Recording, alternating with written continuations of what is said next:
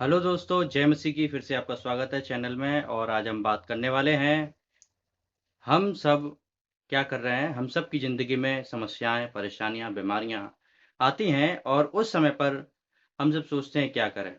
लेकिन हम सबको पता है उस समय से निपटने के लिए हमारे पास एक खास चीज़ होती है। और आप में से काफ़ी लोग जानते हैं तो कमेंट करके बताएं। और उसे हम कहते हैं मेमोरी। क्या कहते हैं? मेमोरी मतलब अच्छी यादें। और उनको देखकर हम जानते हैं, जैसे ही हम देखते हैं, मेमोरी को याद करते हैं और हम खुश हो जाते हैं।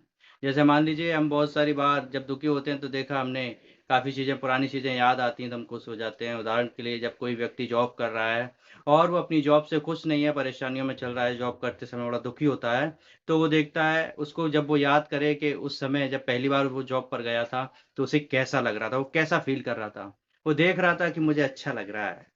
मैंने देखा है कई लोगों को, और हम सब देखते हैं अच्छा लग रहा है। अब जैसे मान लीजिए, जब पहली बार आप जॉब करते हो कितना अच्छा लगता है। और जब कोई आपको परेशान करता है, उस समय उस व्यक्ति से आपकी दोस्ती हो जब पहले कोई, तो उस दोस्ती को याद करिए तो कैसा लगता है? बेहतरीन, मज़ा आ जाता है।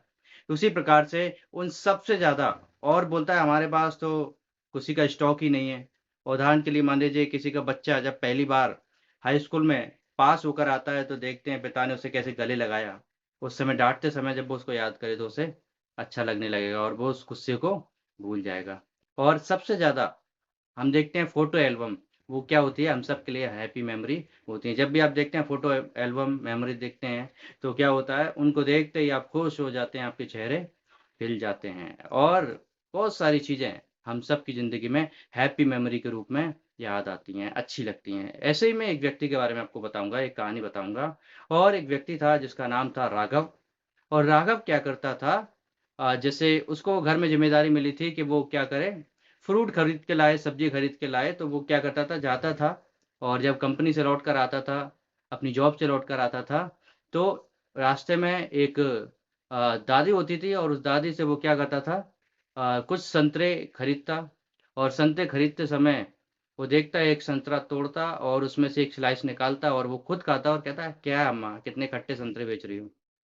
मीठे नहीं है बिल्कुल भी।" तो अम्मा कहती, फिर वो अम्मा को खिलाता। और अम्मा कहती खाने के बाद, "अरे! मीठे तो हैं।" और ये रूटीन उसका डेली का था। एक दिन उसकी पत्नी भी उसके साथ थी और पत्नी बोली, "क्या तुम रोज़-रोज़ अम्मा को ऐसी बात बोलते हो?"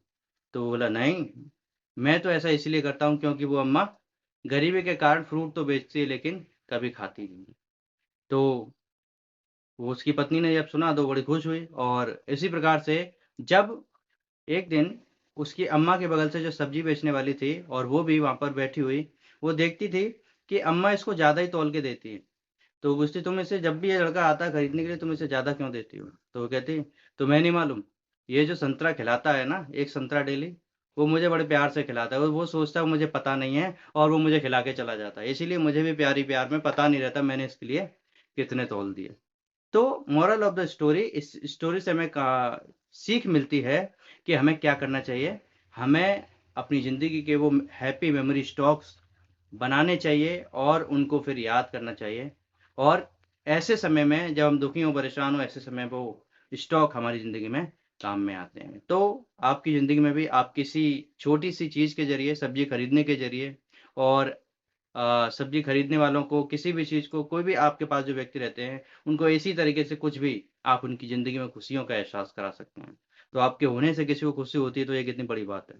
तो चाहे समय कैसा भी चल रहा हो, हैप्पी स्टॉक को इस्तेमाल करिए। God bless you all.